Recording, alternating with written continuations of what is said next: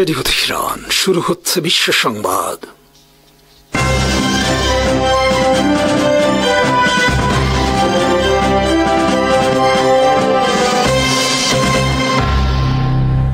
শুরুতেই সংবাদ শিরোনাম। আসসালামু আলাইকুম।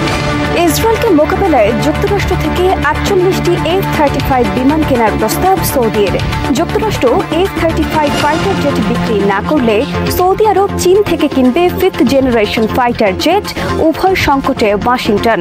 যুক্তরাষ্ট্রের গোল্ডেন ডোম আকাশ প্রতিরক্ষার বিপরীতে চীন হাজির করল রাডার শেড নামক নতুন এয়ার ডিফেন্স সিস্টেম। রাশিয়া ইউক্রেনের ব্যাপক ভিত্তিক পাল্টাপাল্টি হামলা। ফিলিপাইনের সমর্থনে দক্ষিণ চীন সাগরে রিপার ড্রোন মোতায়েন যুক্তরাষ্ট্রের। 3 ভাগের 2 ভাগ ব্রিটিশ নারী সেনা যৌন হয়রানির শিকার। যুক্তরাষ্ট্র থেকে 48টি 5th generation stealth fighter F-35 কেনার প্রস্তাব দিয়েছে সৌদি আরব। এতে ব্যবসা হতে পারে $30 বিলিয়ন।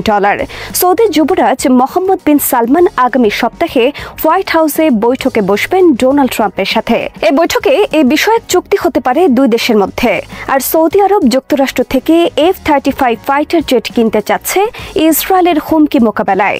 যুক্তরাষ্ট্রের সামরিক গোয়েন্দা সংস্থা DIA প্রতিবেদনে বলা হয়েছে, যুক্তরাষ্ট্র যদি সৌদির কাছে F-35 বিক্রিতে রাজি না হয় তাহলে চীনের কাছ থেকে রিয়াদ সংগ্রহ করতে পারে J-35 নামক 5th জেনারেশন ফাইটার জেট।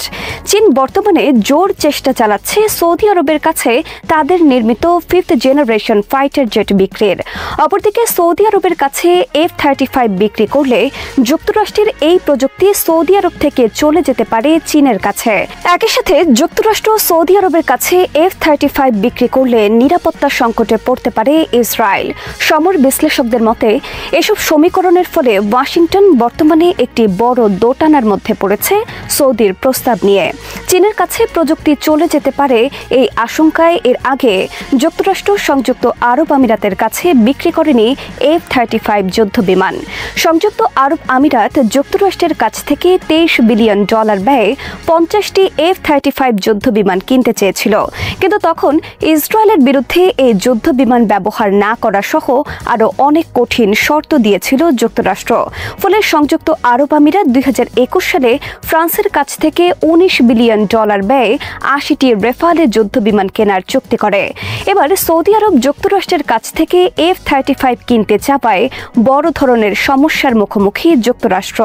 যুক্তরাষ্ট্রের নীতি নির্ধারকরা মনে করছেন, এভাবে একের পর এক গুরুত্বপূর্ণ আরব দেশের কাছে শক্তিশালী অস্ত্র বিক্রির ক্ষেত্রে কঠিন শর্ত আরোপ করলে যুক্তরাষ্ট্র হারাতে পারে অস্ত্রবাজার। তাছাড়া এই সুযোগে এসব আরব দেশ চীন সহ অন্যান্য দেশের প্রতি ঝুঁকে পড়তে পারে। ইতিমধ্যে সৌদি আরবের সমরাস্ত্র ক্ষেত্রে চীনের প্রভাব বিস্তার নিয়ে উদ্বিগ্ন যুক্তরাষ্ট্র। সে কারণে যুক্তরাষ্ট্র রাজি হতে যাচ্ছে কোনো ধরনের শর্ত আরোপ ছাড়াই সৌদি আরবের কাছে F-35 বিমান বিক্রির। এতে মধ্যপ্রাচ্যে ইসরায়েলের আধিপত্য কিছুটা খর্ব হলেও যুক্তরাষ্ট্রের কাছে বর্তমানে বিকল্প কোনো পথ নেই। প্রকাশিত খবরে বলা হয়েছে, সৌদি আরব ইসরায়েলের হুমকি মোকাবেলায় কিনতে যাচ্ছে F-35, কারণ ইসরায়েলের কাছে এই যুদ্ধ বিমান রয়েছে এবং তারা এই বিমানের সাহায্যে সম্প্রতি ইরান, ইয়েমেন ও সিরিয়ায় হামলা পরিচালনা করেছে। আর এই বিমানের কাছে সম্পূর্ণ অকার্যকর হয়ে পড়ে ইরানের আকাশ প্রতিরক্ষা ব্যবস্থা। ইসরায়েলের কাছে বর্তমানে 50টি F-35 ফাইটার জেট রয়েছে, আর 25টি এই বিমান ডেলিভারি পাওয়ার অপেক্ষায় ইসরায়েল। যুক্তরাষ্ট্রের সামরিক গোয়েন্দা সংস্থা DIA প্রতিবেদনে উদ্বেগ প্রকাশ করা হয়েছে চীনের সাথে সৌদি আরবের সামরিক সম্পর্ক বৃদ্ধিতে। সম্প্রতি সৌদি আরব চীনের কাছ থেকে সংগ্রহ করেছে DF-21 ব্যালিস্টিক মিসাইল। এর আওতা 2000 কিলোমিটারের বেশি। তাছাড়া চীন সৌদি আরবকে সম্প্রতি সরবরাহ করেছে সলিড রকেট ফুয়েল প্রযুক্তি সহ আরও অনেক আধুনিক অস্ত্র নির্মাণ প্রযুক্তি। বিশ্বে বর্তমানে চতুর্থ শক্তিশালী সামরিক ড্রোন হল চীনের উংলং 2 ড্রোন। চীন সৌদি আরবের কাছে হস্তান্তর করেছে এই ড্রোন বিমান নির্মাণ প্রযুক্তি। কেবল সৌদি আরব নয়, সংযুক্ত আরব আমিরাতও কিনেছে চীনের উইংলং 2 ড্রোন। এই ড্রোনের সাথে সংযুক্ত আরব আমিরাত কিনেছে ব্লু অ্যারো নামক মিসাইল, যা যুক্তরাষ্ট্রের হেলফায়ার অ্যান্টি ট্যাঙ্ক মিসাইলের মতো শক্তিশালী। চীন এখন চেষ্টা করছে সৌদি আরবের কাছে তাদের J-35 5th generation stealth fighter jet বিক্রির জন্য। এতে উদ্বিগ্ন ওয়াশিংটন। দক্ষিণ চীন সাগরে MQ-9 রিপার ড্রোন মোতায়েন করেছে যুক্তরাষ্ট্র। চীনের বিরুদ্ধে ফিলিপাইনের সমর্থনে এই ড্রোন সিস্টেম মোতায়েন করল যুক্তরাষ্ট্র আর্মি। সম্প্রতি দক্ষিণ চীন সাগরে বিতর্কিত সমুদ্র সীমায় চীন ফিলিপাইন বেশ কয়েকবার মুখোমুখি সংঘর্ষে লিপ্ত হওয়ায় ফিলিপাইন যুক্তরাষ্ট্রের কাছে অনুরোধ জানায় রিপার ড্রোন মোতায়েনের। রিপার ড্রোন হল বিশ্বের সবচেয়ে শক্তিশালী ড্রোন। এটি টানা 27 ঘন্টা অপারেশন পরিচালনা করতে পারে। আকাশে 50,000 ফিট পর্যন্ত উচ্চতায় আরোহণ করতে সক্ষম এই ড্রোন। ফলে বিস্তৃত পরিসরে নজরদারি পরিচালনা, close air support, research and rescue mission এবং প্রিসিশন স্ট্রাইক বা লক্ষ্যবস্তুতে নিখুঁতভাবে আঘাত করতে সক্ষম মানুষবিহীন এই ড্রোন বিমান। দক্ষিণ চীন সাগরে মোতায়েনকৃত রিপার ড্রোন পরিচালনা করছে যুক্তরাষ্ট্র মেরিন কর্পসের একটি ইউনিট। যুক্তরাষ্ট্রের ডিফেন্স নিউজ অনলাইন প্রকাশ করেছে এই খবর। ব্রিটিশ সেনাবাহিনীতে 3 ভাগের 2 ভাগ নারী সেনা কোনো না কোনোভাবে যৌন হয়রানির শিকার হন। বিশেষ করে নতুন যোগ দেওয়া তরুণী সৈনিকরা সবচেয়ে বেশি যৌন হয়রানির শিকার হন। সর্বশেষ পরিচালিত বড় মাত্রার একটি জরিপের ফলাফল অনুসারে শতকরা 67 ভাগ নারী সৈনিক যৌন হয়রানির কথা স্বীকার করেছেন। তবে এই রিপোর্ট প্রত্যাখ্যান করেছে ব্রিটিশ প্রতিরক্ষা মন্ত্রণালয়। সম্প্রতি যৌন হয়রানির কারণে আত্মহত্যা করেছেন 19 বছর বয়সী এক ব্রিটিশ নারী সেনা। এই ঘটনায় গত মাসে একজন সার্জেন্ট মেজরকে 6 মাসের জেল দেওয়া হয়েছে। সর্বশেষ তথ্য অনুসারে ব্রিটিশ আর্মিতে নিয়মিত সেনার সংখ্যা 1,37,000। এর মধ্যে নারী সেনার সংখ্যা 12,000। যুক্তরাষ্ট্র সহ বিশ্বের বিভিন্ন দেশে নারী সেনারা ব্যাপকভাবে যৌন হয়রানির শিকার হচ্ছেন। প্রায় বিভিন্ন জরিপে উঠে আসে এই বিষয়ক উদ্বেগজনক তথ্য। ফিনল্যান্ড সীমান্তে বিধ্বস্ত হয়েছে রাশিয়ার একটি Su-30 যুদ্ধ বিমান। রাশিয়ার প্রতিরক্ষা মন্ত্রণালয় জানিয়েছে, বৃহস্পতিবার প্রশিক্ষণের সময় বিমানটি বিধ্বস্ত হয়েছে। এতে নিহত হয়েছে বিমানে থাকা 2 পাইলট। বিধ্বস্ত হওয়া বিমানে কোনো অস্ত্র ছিল না। রাশিয়ার উত্তর পশ্চিম অঞ্চলের কারেলিয়া রাজ্যে ঘটে এই দুর্ঘটনা। Su-30 রাশিয়ার একটি 2 ইঞ্জিন বিশিষ্ট 2 আসনের সুপারসনিক ফাইটার জেট। 1992 সালে এটি সার্ভিসে যুক্ত হয় এবং 2019 সাল পর্যন্ত রাশিয়া 530টি এই যুদ্ধ বিমান নির্মাণ করেছে। ইউক্রেন যুদ্ধে রাশিয়া ব্যাপকভাবে ব্যবহার করছে এই যুদ্ধ বিমান। এদিকে রাশিয়া শুক্রবার ব্যাপক ভিত্তিক মিসাইল হামলা চালিয়েছে ইউক্রেনের রাজধানী কিয়েভ সহ গুরুত্বপূর্ণ বিভিন্ন এলাকায়। শুক্রবারের হামলার লক্ষ্য ছিল ইউক্রেনের জ্বালানি ও যোগাযোগ অবকাঠামো। শুক্রবার ইউক্রেন আত্মঘাতী ড্রোন ও নবনির্মিত নেপচুন নামক ক্রুজ মিসাইলের সাহায্যে হামলা চালিয়েছে রাশিয়ার গুরুত্বপূর্ণ একটি জ্বালানি তেল শোধনাগারে। জবাবে রাশিয়া হাইপারসনিক মিসাইল কিনজেল ব্যবহার করেছে ইউক্রেনে পাল্টা হামলার ক্ষেত্রে। যুক্তরাষ্ট্রের সম্ভাব্য যে কোনো হামলা মোকাবেলায় দেশব্যাপী রাডার শিল্ড নামক নতুন এক আকাশ প্রতিরক্ষা ব্যবস্থা স্থাপন করতে যাচ্ছে চীন। রাডার শিল্ড হল রাডার ভিত্তিক anti missile system. Stealth fighter jet এবং ব্যালিস্টিক মিসাইল শনাক্ত করতে সক্ষম এই রাডার প্রতিরক্ষা সিস্টেম। যুক্তরাষ্ট্রের গোল্ডেন ডোমের বিপরীতে এই আকাশ প্রতিরক্ষা ব্যবস্থার পদক্ষেপ নিয়েছে চীন। চীন সারা দেশে বিশাল বিলবোর্ডের মতো দেখতে রাডার শিল্ড স্থাপন করবে। ফলে চীনের যে কোনো ভূখণ্ডে শত্রুর যে কোনো স্টেলথ এয়ারক্রাফট ও ব্যালিস্টিক মিসাইল প্রবেশের সঙ্গে সঙ্গে ধরা পড়বে উন্নত প্রযুক্তির এর রাডার শিল্ডে। এর ফলে চীন আকাশে প্রতিহত করার পদক্ষেপ নিতে পারবে শত্রুর আক্রমণ। ইতিমধ্যে চীন পরীক্ষামূলকভাবে নির্মাণ করেছে radar shield anti missile system. যুক্তরাষ্ট্রের প্রেসিডেন্ট ডোনাল্ড ট্রাম্প গত মে মাসে ঘোষণা করেন, ইসরায়েলের আয়রন ডোমের আদলে তারাও গোল্ডেন ডোম নামক আকাশ প্রতিরক্ষা ব্যবস্থা গড়ে তুলবে। এটি হবে কয়েক স্তর বিশিষ্ট আকাশ প্রতিরক্ষা ব্যবস্থা, যা যুক্ত থাকবে স্যাটেলাইটের সাথে। সম্ভাব্য যে কোনো যুদ্ধে চীন ও রাশিয়ার সব ধরনের মিসাইল ও ড্রোন হামলা প্রতিহত করা এই গোল্ডেন ডোম মিসাইল সিস্টেম স্থাপনের লক্ষ্য। ট্রাম্পের এই ঘোষণার পরপরই জুলাই মাসে চীনের সমরাষ্ট্র প্রযুক্তিবিদরা চীন সরকারের কাছে উপস্থাপন করেন রাডার শিল্ড সিস্টেম। চীন সরকার নতুন এই অস্ত্র প্রযুক্তির নির্মাণের অনুমতি দেয় এবং চলতি মাসে তা প্রকাশ্যে হাজির করল দেশটি। রাশিয়া যাকে ইউক্রেন ব্রিটেনের যৌথ ষড়যন্ত্র বলে দাবি করছে, সেই MiG-31 হাইজ্যাক কেন্দ্রীয় ঘটনার বর্ণনা এবং বিশ্লেষণ এখন আন্তর্জাতিক রাজনৈতিক ও সামরিক অঙ্গনে নতুন মাত্রা যোগ করেছে। রাশিয়ার ফেডারেল সিকিউরিটি সার্ভিস জানায়, ইউক্রেনের প্রতিরক্ষা মন্ত্রণালয়ের প্রধান গোয়েন্দা অধিদপ্তর এবং তাদের তথাকথিত ব্রিটিশ হ্যান্ডলাররা মিলে রাশিয়ার একটি MiG-31 যুদ্ধবিমান, যা কিনজেল হাইপারসনিক ব্যালিস্টিক ক্ষেপণাস্ত্র বহনের সক্ষম, তা হাইজ্যাকের পরিকল্পনা করে। রাশিয়ার ভাষ্য অনুযায়ী একজন রুশ পাইলটকে $3 মিলিয়ন এবং যে কোনো ইউরোপীয় দেশের নাগরিকত্ব দেওয়ার প্রলোভন দেখানো হয়েছিল। পাইলটকে পরিকল্পনা অনুযায়ী MiG-31 বিমানটি রোমানিয়ার কনস্টান্টা শহরের দিকে নিয়ে যেতে বলা হতো, যেখানে ন্যাটো বর্তমানে দক্ষিণ পূর্ব ইউরোপের সবচেয়ে বড় বিমান ঘাঁটি নির্মাণ করছে। বিমানটি সেই অঞ্চলে গেলে সেটিকে ন্যাটোর আকাশ প্রতিরক্ষা ধ্বংস করবে। এভাবে একটি ফলস ফ্ল্যাগ বা ভুয়া প্রচারণামূলক হামলা হিসেবে আন্তর্জাতিক অঙ্গনে দেখানো যেত যে রাশিয়াই ন্যাটো ঘাঁটির ওপর আক্রমণ চালিয়েছে।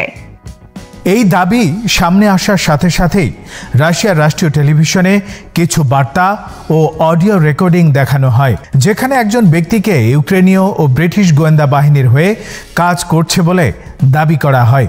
যদিও এ ধরনের উপস্থাপনাগুলো অতীতে প্রচুর প্রশ্নের মুখে পড়েছে, তবুও রাশিয়া দাবি হলো তারা সময় মতো পদক্ষেপ নিয়ে পুরো ষড়যন্ত্রটাই ব্যর্থ করে দিয়েছে। তারা আরও যোগ করেছে যে ব্রিটিশ অনুসন্ধানী সংস্থা বেলিংক্যাট এই পরিকল্পনার সাথে যুক্ত কিংবা পুরো বিষয়টি ঢাকতে ব্যবহৃত হয়েছে, যদিও বেলিংক্যাট তা পুরোপুরি অস্বীকার করেছে। রাশিয়ার পক্ষ থেকে বলা হচ্ছে এই ধরনের অপারেশন ইউক্রেন ও ব্রিটেন আগেও পরিচালনা করেছে। তারা 2022 সালে সুখোই Su-34 যুদ্ধবিমান হাইজ্যাকের চেষ্টা করেছিল বলে দাবি তোলে, যদিও সেই সময়ও অভিযোগের কোনো স্বাধীন যাচাই সম্ভব হয়নি।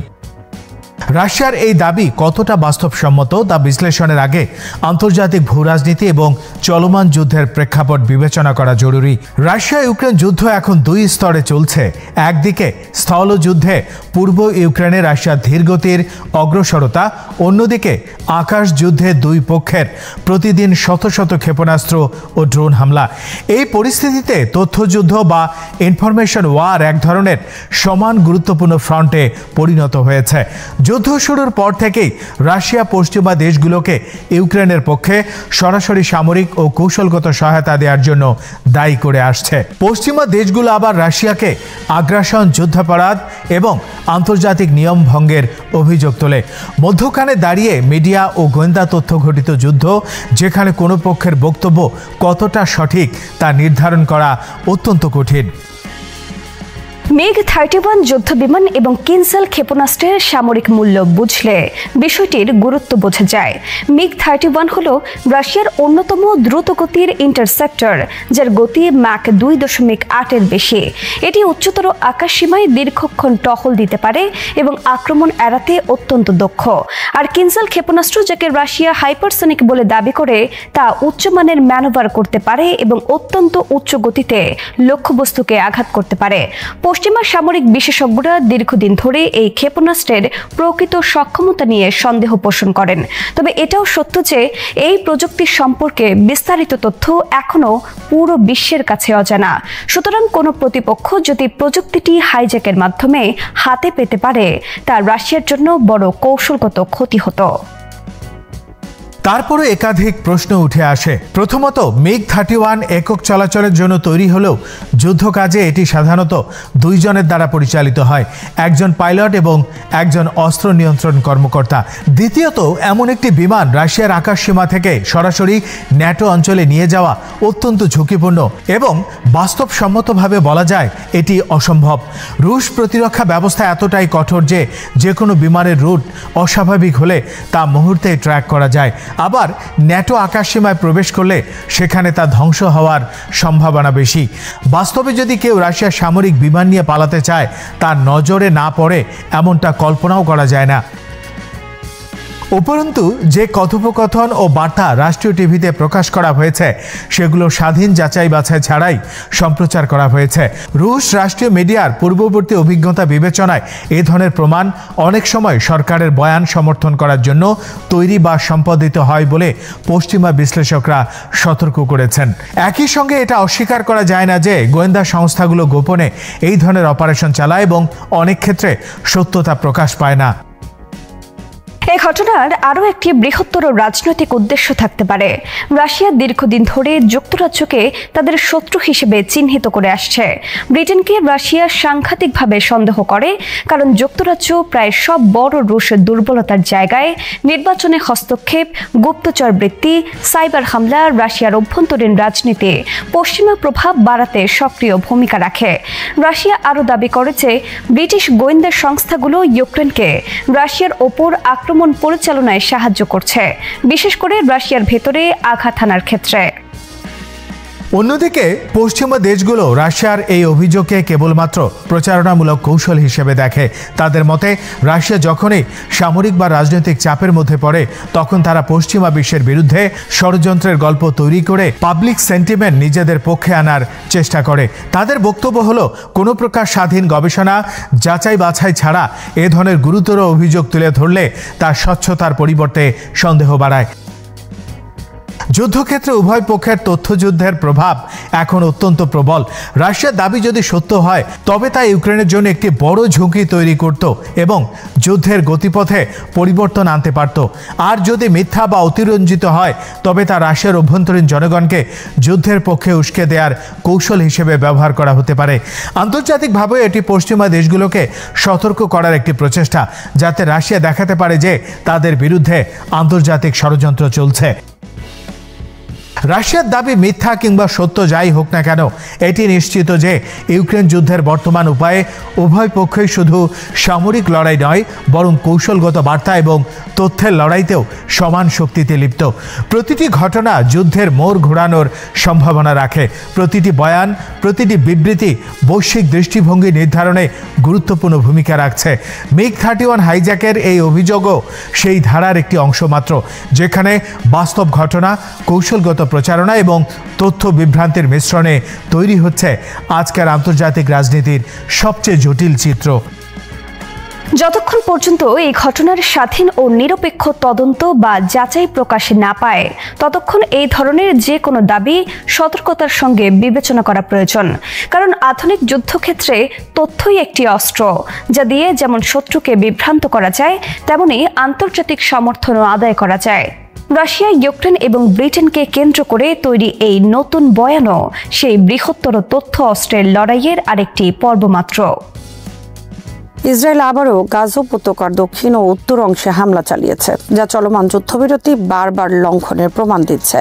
আল জাজিরা আরবির তথ্য অনুযায়ী ইসরায়েলি বাহিনী গাজার উত্তরাঞ্চলের বেত লাহিয়া, পূর্ব গাজা সিটি ও দক্ষিণের খান ইউনিসে বিমান হামলা চালিয়েছে। সেখানে ভারী গোলাবর্ষণও হয়েছে।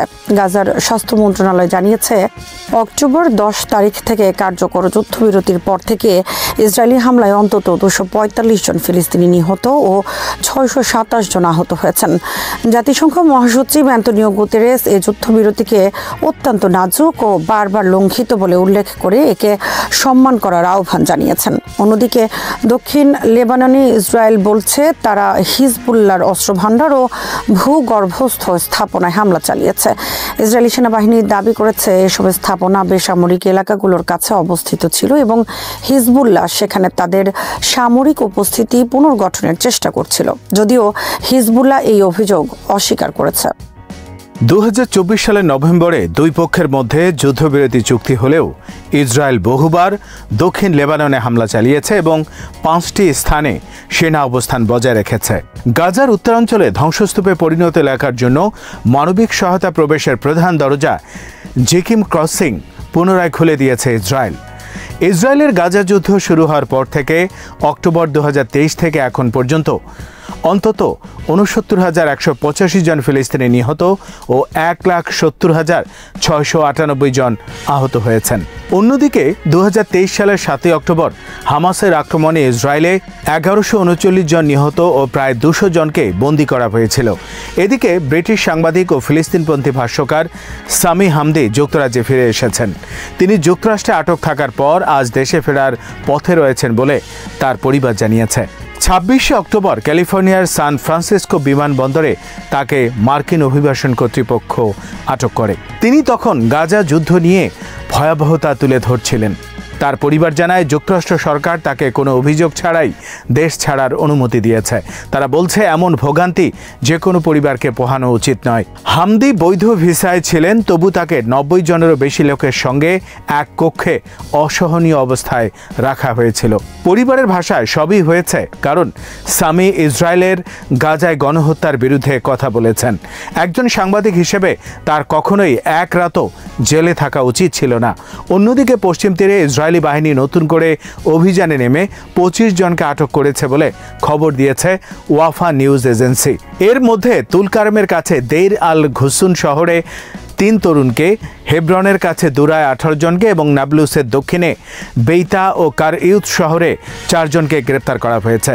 হেব্রনে বয়স্ক লোকদেরও মাঠ পর্যায়ে জিজ্ঞাসাবাদ করা হয়েছে বলে জানানো হয়েছে। ওয়াফার আরও প্রতিবেদনে বলা হয়েছে, ইসরায়েলি বসতি স্থাপনকারীরা পশ্চিম তীরের সালফিতের কাছে একটি মসজিদে আগুন দিয়েছে। স্থানীয় একজন কর্মীর উদ্ধৃতি দিয়ে বলা হয়েছে, বসতি স্থাপনকারীরা মসজিদের প্রবেশদ্বারে দাহ্য পদার্থ ঢেলে দেয় ও দেয়ালে বর্ণবাদী লেখা লিখে যায়। স্থানীয় লোকজন দ্রুত আগুন নেভায়, ফলে বড় ক্ষতি এড়ানো সম্ভব হয়। এদিকে আল জাজিরা জানিয়েছে, ইসরায়েলি বাহিনী বেইত লাহিয়া থেকে শুরু করে খান ইউনুস পর্যন্ত গাজার বিভিন্ন এলাকায় বিমান হামলা, গোলাবর্ষণ ও ধ্বংসযজ্ঞ চালিয়েছে। গাজার সিভিল ডিফেন্স জানিয়েছে, তারা পশ্চিম গাজা সিটির শেখ রাদওয়ান এলাকার একটি ক্লিনিকের আঙ্গিনা থেকে ৫১টি মৃতদেহ উদ্ধার করেছে, যা একটি গণকবর হিসেবে ব্যবহৃত হচ্ছিল। একই সঙ্গে ইসরায়েলের সেনাবাহিনী দাবি করেছে, তারা দক্ষিণ গাজার রাফায় ৩ জন যোদ্ধাকে হত্যা করেছে এবং এলাকাটির নিয়ন্ত্রণে থাকা সুড়ঙ্গ ধ্বংস করেছে। মার্কিন প্রেসিডেন্ট ডোনাল্ড ট্রাম্প ইসরায়েলের প্রেসিডেন্ট আইজাক হারজোগকে একটি চিঠি পাঠিয়ে প্রধানমন্ত্রী বেনিয়ামিন নেতানিয়াহুকে তার চলমান দুর্নীতি মামলায় ক্ষমা করার আহ্বান জানিয়েছেন। হারজোগের দপ্তর ট্রাম্পের স্বাক্ষরিত সেই চিঠির ছবি প্রকাশ করেছে, যেখানে ট্রাম্প লিখেছেন, বেঞ্জামিন নেতানিয়াহুকে সম্পূর্ণভাবে ক্ষমা করা উচিত, যিনি এক সংকটময় সময়ে দৃঢ় ও কার্যকর প্রধানমন্ত্রী হিসেবে কাজ করেছেন। ট্রাম্প আরও বলেন, আমি ইসরায়েলের বিচার ব্যবস্থার স্বাধীনতাকে সম্পূর্ণ সম্মান করি, তবে আমি বিশ্বাস করি বিবির বিরুদ্ধে এই মামলা রাজনৈতিক উদ্দেশ্য প্রণোদিত ও অযৌক্তিক। তিনি বহু বছর ধরে আমার সঙ্গে থেকে ইসরায়েল ও ইরানের মতো প্রতিপক্ষের বিরুদ্ধে লড়াই করেছেন। এর জবাবে ইসরায়েলি প্রেসিডেন্টের কার্যালয় জানায়, যে কেউ প্রেসিডেন্টের ক্ষমা পেতে চাইলে তাকে নির্ধারিত প্রক্রিয়া অনুযায়ী আনুষ্ঠানিক আবেদন জমা দিতে হয়। হোয়াইট হাউস এখনও এই বিষয়ে কোনো প্রতিক্রিয়া জানায়নি। ইসরায়েলের আইনে প্রেসিডেন্ট অপরাধীদের ক্ষমা বা শাস্তি লঘু করার ক্ষমতা রাখেন, তবে এতে বিচারমন্ত্রী বা প্রতিরক্ষা মন্ত্রীর মতো সংশ্লিষ্ট কর্তৃপক্ষের মতামত বিবেচনায় নিতে হয়। তবে আইন অনুযায়ী ক্ষমা পাওয়ার জন্য অপরাধীকে অবশ্যই নিজের দোষ স্বীকার করতে হয়। কিন্তু নেতানিয়াহু এখন পর্যন্ত তার বিরুদ্ধে আনা সব অভিযোগ অস্বীকার করেছেন। বিরোধী দলীয় নেতা ইয়ার লাপিদ এক্সে লিখেছেন, ইসরায়েলের আইনে স্পষ্টভাবে বলা আছে যে ক্ষমা পাওয়ার প্রথম শর্ত হল নিজের অপরাধ স্বীকার ও অনুশোচনা প্রকাশ করা। ট্রাম্প এর আগেও একাধিকবার নেতানিয়াহুকে ক্ষমা করার আহ্বান জানিয়েছিলেন, এমনকি গত মাসে নেসেটে বক্তৃতাতেও তিনি একই কথা বলেছেন। নেতানিয়াহুর বিচার শুরু হয় ২০২০ সালের ২৪শে মে, যা ইসরায়েলের ইতিহাসে প্রথম কোনো ঘটনা যেখানে কোনো বর্তমান প্রধানমন্ত্রী আসামি হিসেবে আদালতে হাজির হয়েছেন। ২০২৪ সালের জানুয়ারিতে তিনি দুর্নীতির অভিযোগে ৩টি মামলা দায়ের করা হয়। ১,০০০, ২,০০০ ও ৪,০০০ নম্বর মামলায় জিজ্ঞাসাবাদে অংশ নেন তিনি, যেগুলোর সবকটিতে তিনি অভিযোগ অস্বীকার করেন। এছাড়া আন্তর্জাতিক অপরাধ আদালত 2024 সালের নভেম্বরে গাজায় সংঘটিত যুদ্ধাপরাধ ও মানবতার বিরুদ্ধে অপরাধের অভিযোগে নেতানিয়াহু ও সাবেক প্রতিরক্ষামন্ত্রী ইয়াব গ্যালেন্টের বিরুদ্ধে গ্রেপ্তারি পরোয়ানা জারি করে। গাজায় অক্টোবর 2023 থেকে চলা ইসরায়েলি হামলায় এখন পর্যন্ত 69,000-এরও বেশি মানুষ নিহত হয়েছেন, যাদের বেশিরভাগই নারী ও শিশু। এই প্রেক্ষাপটে ট্রাম্পের নেতানিয়াহুর পক্ষে এমন সরাসরি হস্তক্ষেপ ইসরায়েলি রাজনীতিতে নতুন বিতর্কের জন্ম দিয়েছে। তুরস্কের প্রেসিডেন্ট রিসেপ তাইয়েপ এরদোয়ান জানিয়েছেন, আজারবাইজান থেকে দেশে ফেরার পথে একটি সামরিক পরিবহন বিমান দুর্ঘটনায় নিহত 20 জনের মধ্যে এখন পর্যন্ত 19 জনের মরদেহ উদ্ধার করা হয়েছে, আর একজনের সন্ধান এখনও চলছে। বুধবার আঙ্কারায় একে পার্টির প্রাদেশিক নেতাদের বৈঠকে তিনি বলেন, গতকাল আমরা এক গভীর দুঃসংবাদ পেয়েছি যা পুরো জাতিকে শোকে ডুবিয়েছে। আমাদের C-130 সামরিক কার্গো বিমানটি, যা কারাবাখ বিজয়ের 5ম বার্ষিকী উদযাপন শেষে আজারবাইজান থেকে ফিরছিল, তা উড্ডয়নের পরই জর্জিয়া আজারবাইজান সীমান্তের কাছে বিধ্বস্ত হয়। এই দুর্ঘটনায় আমরা আমাদের 20 জন বীর সৈনিককে হারিয়েছি। প্রেসিডেন্ট জানান, দুর্ঘটনার খবর পাওয়ার সঙ্গে সঙ্গে প্রতিরক্ষা, স্বরাষ্ট্র ও পররাষ্ট্র মন্ত্রীরা তৎক্ষণাৎ সংশ্লিষ্ট দেশের কর্তৃপক্ষের সঙ্গে যোগাযোগ করেন এবং উদ্ধার অভিযান শুরু হয়। জর্জিয়ান কর্তৃপক্ষের সহায়তায় তুরস্কের ড্রোন ব্যবহার করে ধ্বংসাবশেষ খুঁজে বের করা হয়। একই দিনে বিকেলে বিমানটির ধ্বংসাবশেষ পাওয়া যায়। এলাকা নিরাপত্তার জন্য ঘিরে ফেলা হয় এবং 46 সদস্যের একটি তদন্ত দল ঘটনাস্থলে যায়। তিনি জানান, বিমানটির ব্ল্যাক বক্স উদ্ধার করা হয়েছে এবং তদন্ত চলছে। এরদোয়ান বলেন, এ পর্যন্ত 19 জনের মরদেহ পাওয়া গেছে, একজনের খোঁজ এখনও চলছে। আমি আজারবাইজানের প্রেসিডেন্ট ইলহাম আলিয়েভ ও জর্জিয়ার প্রধানমন্ত্রী ইরাকলি কোবাখিদজের সঙ্গে কথা বলেছি, তারা পূর্ণ সহায়তা দিচ্ছেন। প্রেসিডেন্ট বলেন, জর্জিয়া ও আজারবাইজান তুরস্কের সঙ্গে মিলে উদ্ধার ও তদন্ত কাজ করছে। পুরো ঘটনাটি গভীরভাবে পর্যবেক্ষণ করা হচ্ছে যাতে দুর্ঘটনার সব দিক স্পষ্ট হয়। তিনি জনগণকে আহ্বান জানান, এই দুর্ঘটনা নিয়ে ভুল তথ্য বা গুজবে কান না দিতে এবং যারা রাজনৈতিকভাবে বিষয়টি কাজে লাগাতে চায় তাদের সুযোগ না দিতে। এরদোয়ান বলেন, প্রতিরক্ষা মন্ত্রণালয় ও যোগাযোগ অধিদপ্তর নিয়মিতভাবে জনসাধারণকে এই বিষয়ে তথ্য জানাবে। তিনি আরও বলেন, এই দুর্ঘটনা আমাদের পুরো জাতিকে শোকে নিমজ্জিত করেছে, কিন্তু আমরা আমাদের শহীদদের প্রতি দায়িত্ব পালন করব এবং ঘটনার কারণ পুরোপুরি উদ্ঘাটন করব। ইরান 12 নভেম্বর রাজধানী তেহরানে এক প্রদর্শনীতে ইসরায়েলের উপর হামলায় ব্যবহৃত তাদের ব্যালিস্টিক ক্ষেপণাস্ত্র, স্যাটেলাইট বহনকারী রকেট, বিমান প্রতিরক্ষা ব্যবস্থা এবং ড্রোনগুলো প্রদর্শন করেছে। ইসলামিক রেভলিউশনারি গার্ড কর্পসের অধীনস্থ অ্যারোস্পেস অ্যান্ড অ্যাভিয়েশন পার্ক প্রদর্শনী কেন্দ্রে এই আয়োজন অনুষ্ঠিত হয়। প্রদর্শনীটি সাধারণ মানুষের আগ্রহের কেন্দ্রবিন্দুতে পরিণত হয়, কারণ বহু ইরানি নাগরিক সেখানে ভিড় জমায় তাদের দেশের তৈরি উন্নত মানের প্রতিরক্ষা ব্যবস্থা সরাসরি দেখতে। বিশেষ করে ইরানের বিভিন্ন প্রকারের ড্রোন, দূরপাল্লার ক্ষেপণাস্ত্র এবং স্যাটেলাইট উৎক্ষেপণকারী রকেটগুলো দর্শনার্থীদের মধ্যে ব্যাপক আগ্রহ সৃষ্টি করে। এই প্রদর্শনীর মাধ্যমে ইরান মূলত সাম্প্রতিক জুন মাসের সংঘাতের সময় তাদের সামরিক সক্ষমতা তুলে ধরে। উল্লেখ্য, গত 13 জুন ইসরায়েল তেহরানে আকস্মিক হামলা চালায়, যেখানে লক্ষ্যবস্তু করা হয় সামরিক স্থাপনা, পারমাণবিক কেন্দ্র, বেসামরিক অবকাঠামো, এমনকি শীর্ষস্থানীয় সামরিক কর্মকর্তা ও পারমাণবিক বিজ্ঞানীদের। হামলায় ইরানের বেশ কয়েকটি গুরুত্বপূর্ণ স্থাপনা ক্ষতিগ্রস্ত হয় এবং প্রাণহানি ঘটে। এই আগ্রাসনের জবাবে ইরান তৎক্ষণাৎ পাল্টা প্রতিক্রিয়া জানায় এবং ইসরায়েলের দিকে অর্ধশতাধিক ক্ষেপণাস্ত্র ও ড্রোন হামলা চালায়। প্রতিশোধমূলক এই আঘাতে ইসরায়েলের কয়েকটি সামরিক ঘাঁটি ও অবকাঠামো ব্যাপকভাবে ক্ষতিগ্রস্ত হয় বলে দাবি করে তেহরান। সংঘাতের সময় যুক্তরাষ্ট্র সরাসরি হস্তক্ষেপ করে এবং ইরানের 3টি পারমাণবিক স্থাপনায় বিমান হামলা চালায়। এই হামলা পরিস্থিতিকে আরও জটিল করে তোলে এবং যুদ্ধ ছড়িয়ে পড়ার শঙ্কা তৈরি হয়। তবে টানা 12 দিন ধরে চলা তীব্র সংঘাতের পর যুক্তরাষ্ট্রের মধ্যস্থতায় 24 জুন একটি যুদ্ধবিরতি চুক্তি কার্যকর হয়, যার ফলে দুই পক্ষই সাময়িকভাবে অস্ত্রবিরতি মেনে নেয়। যুদ্ধবিরতির পর থেকেই ইরান তাদের সামরিক শক্তি প্রদর্শনে মনোযোগী হয়, যাতে দেশীয় জনগণের মনোবল বৃদ্ধি পায় এবং আন্তর্জাতিক মহলে নিজেদের প্রতিরক্ষা সক্ষমতা প্রদর্শন করা যায়। তেহরানের এই সাম্প্রতিক প্রদর্শনী তাই শুধু প্রযুক্তিগত অগ্রগতি নয়, বরং রাজনৈতিক বার্তাও বহন করে। ইরান জানাতে চায় যে তারা শত্রু যে কোনো আগ্রাসনের জবাব দিতে সক্ষম এবং প্রস্তুত। প্রদর্শনীতে আইআরজিসি কর্মকর্তারা বলেন, আমাদের অস্ত্রশক্তি কেবল প্রতিরক্ষার জন্য, কিন্তু প্রয়োজন হলে আমরা আক্রমণেও পিছপা হব না। একইভাবে ইরান আবারও প্রমাণ করতে চেয়েছে যে সাম্প্রতিক যুদ্ধেও তাদের প্রযুক্তি ও প্রতিরক্ষা ব্যবস্থার কার্যকারিতা বাস্তবে সফলভাবে প্রয়োগ করা সম্ভব হয়েছে। তুরস্কের পররাষ্ট্রমন্ত্রী হাকান ফিদান বলেছেন, ফিলিস্তিনি সংগঠন হামাস গাজায় চলমান যুদ্ধবিরতিকে স্থায়ী করতে গঠনমূলক পদক্ষেপ নিতে আগ্রহ দেখিয়েছে এবং ইসরায়েলেরও একই ধরনের বোঝাপড়া ও সদিচ্ছা প্রদর্শন করা উচিত। তিনি জোর দিয়ে বলেন, গাজা উপত্যকা ফিলিস্তিনের অবিচ্ছেদ্য অংশ, এটি ফিলিস্তিনেরই অংশ হিসেবে থাকতে হবে এবং সেভাবেই এর প্রতি আচরণ করতে হবে।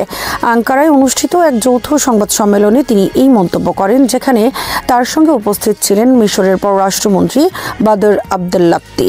ফিদান আরও বলেন, তুরস্ক সবসময়ই গাজায় শান্তি, মানবিক সহায়তা এবং স্থায়ী সমাধানের পক্ষে অবস্থান নিয়েছে। হামাসের পক্ষ থেকে যুদ্ধবিরতিতে দীর্ঘস্থায়ী করার ইচ্ছা আন্তর্জাতিক সম্প্রদায়ের কাছে ইতিবাচক বার্তা হিসেবে বিবেচিত হওয়া উচিত। তিনি উল্লেখ করেন, যদি ইসরায়েলও একই রকম ইতিবাচক পদক্ষেপ নেয় তবে স্থায়ী শান্তি ও স্থিতিশীলতা অর্জন করা সম্ভব হবে।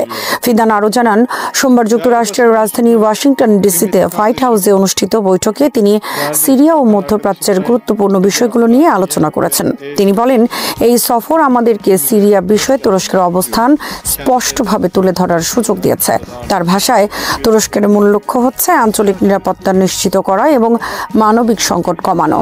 আঙ্কারা বিশ্বাস করে, গাজা সংকটের সমাধান শুধুমাত্র সামরিক পদক্ষেপ নয়, বরং কূটনৈতিক ও মানবিক উদ্যোগের মাধ্যমেই সম্ভব। ফিদান বলেন, মিশর ও তুরস্ক উভয় দেশই একসঙ্গে কাজ করে যুদ্ধবিরতি রক্ষা ও শান্তি প্রতিষ্ঠার প্রক্রিয়া এগিয়ে নিয়ে যেতে চায়। তিনি আন্তর্জাতিক সমাজের প্রতি আহ্বান জানান যেন তারা গাজার মানবিক পরিস্থিতি উন্নয়নে এবং যুদ্ধবিরতিকে স্থায়ী করতে কার্যকর ভূমিকা রাখে। ফিদানের মতে, ন্যায় বিচার ভিত্তিক সমাধান ছাড়া এই অঞ্চলে স্থায়ী শান্তি আসবে না। তিনি বলেন, গাজা শুধু একটি ভূখণ্ড নয়, এটি ফিলিস্তিনি জনগণের অস্তিত্ব, মর্যাদা ও স্বাধীনতার প্রতীক। তাই গাজাকে ফিলিস্তিনের অংশ হিসেবেই থাকতে হবে এবং আন্তর্জাতিক সমাজের উচিত এই সত্যকে সম্মান করা।